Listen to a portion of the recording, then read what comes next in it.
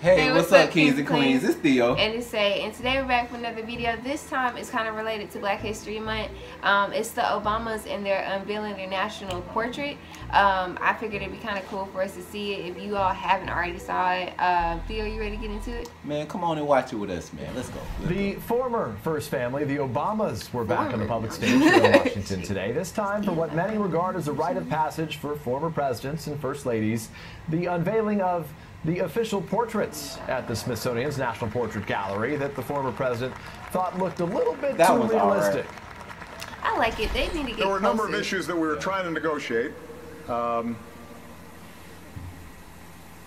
tried to negotiate less gray hair.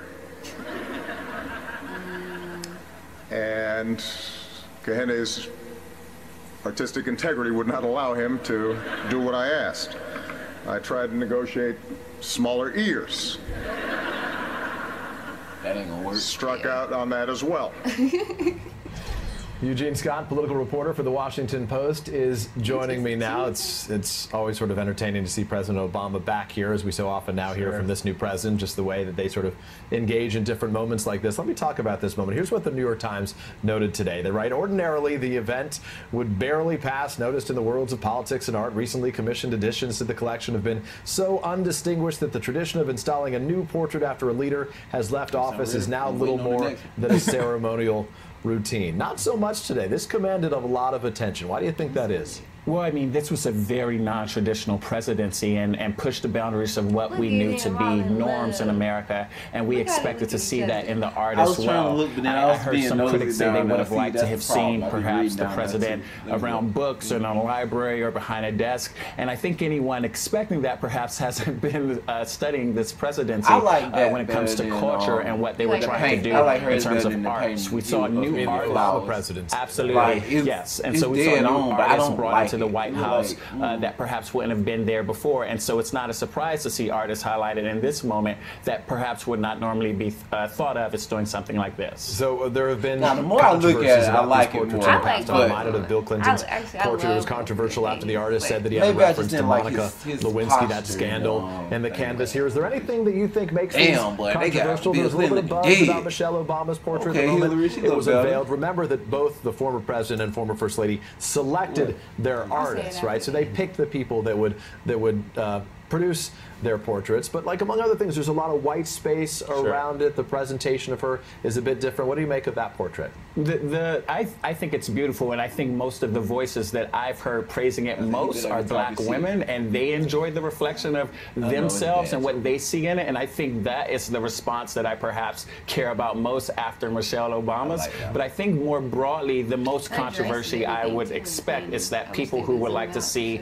these leaders in a more traditional atmosphere perhaps don't like how perhaps fashion forward the First Ladies is, or perhaps how artistic the president is. But I think this is what we expect from these leaders, something that does not represent the norm and something that goes against the grain. What makes this memorable, historic, unique is that both the artists were African Americans. Yes. Drawing in portrait, the first African-American couple to be Commander-in-Chief and First Lady of the United States. Why is this moment, do you think, so uniquely meaningful, not just as it represents the Obamas, but what it means to the African-American community broadly? Well, I think in the Washington Post today, in our review of it, we noted how much the President and the First Lady don't represent an opportunity to rethink just politics, but art as well, and images of portraiture and beauty and what is valuable and what needs to be recognized. And I think we see these examples that challenge people's ideas of what is tasteful and what should be honored. And these images, I think, do that because this was such a presidency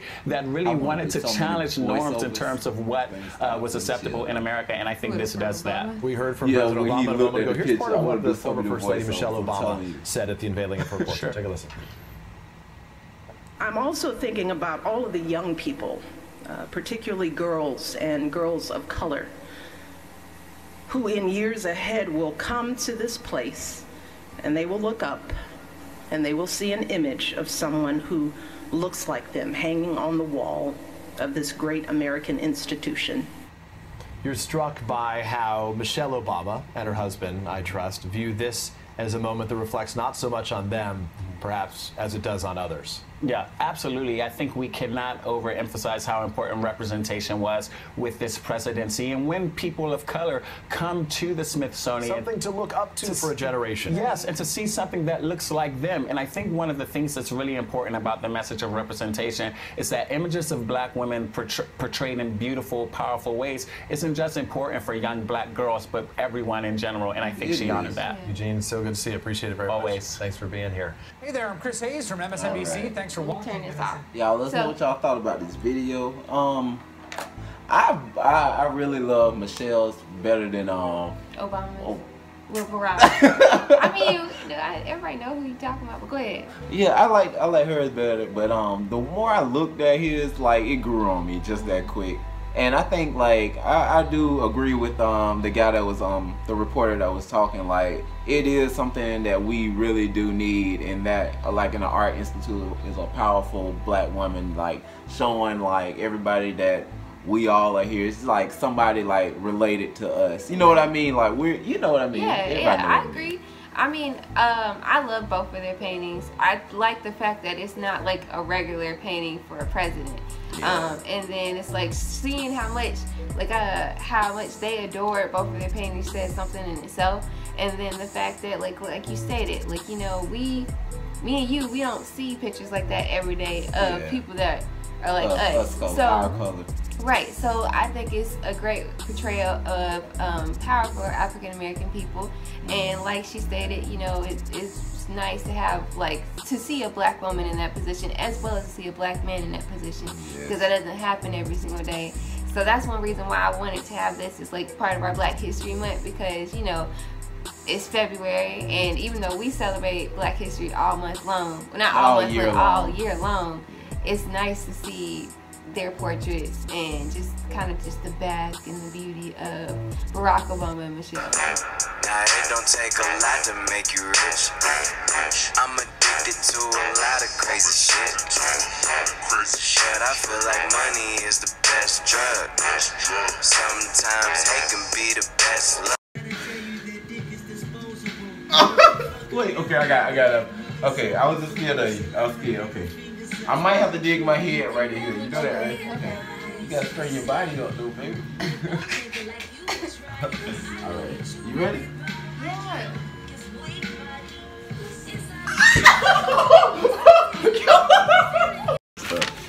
Okay, you ready? Let's get it. It's a few questions from random person. Shouts out. Okay, who's most likely to be jealous or suspicious of the other? 3, 2, 1.